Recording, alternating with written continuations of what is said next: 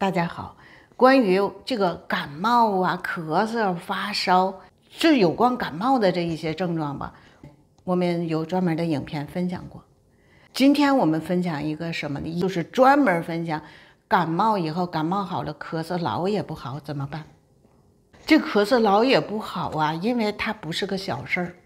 好多感冒以后呢，会落下一个严重的病根，或者是说并发症出现，像肺炎、支气管炎、哮喘，这些都有可能是出现感冒咳嗽没治好转化过来的。所以说感冒以后的这个咳嗽老也不好是个大问题。为什么感冒它就可以导致后来的这么严重的问题呢？因为所有的感冒，不管你什么类型的，什么风寒感冒了、风热感冒啊、流感呐，不管什么类型，它全是病毒引起来的。咳嗽老不好，就是因为你这个身体里边病毒没有排出去，所以它就很容易往脏器里边发展。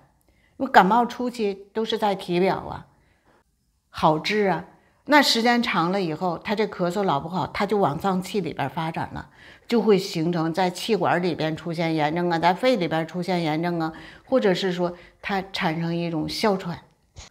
气管炎怎么治？有专门的治法。哮喘怎么治？也有专门的治法。肺炎也有专门的治法。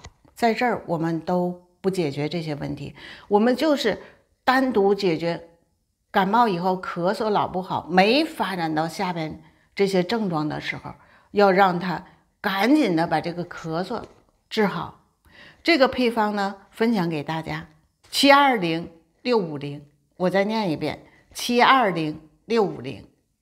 这个配方一般情况下当天就见效，基本上3天就可以彻底好。好了以后呢，再念3天，巩固疗效就可以了。那如果要是说我看见这个配方晚了，我现在已经是感冒以后得了肺炎、气管炎，还有什么哮喘已经有了，怎么办呢？你可以在下边留言，我们再单独解决，好吧？好，今天就和朋友们分享这么多，谢谢大家。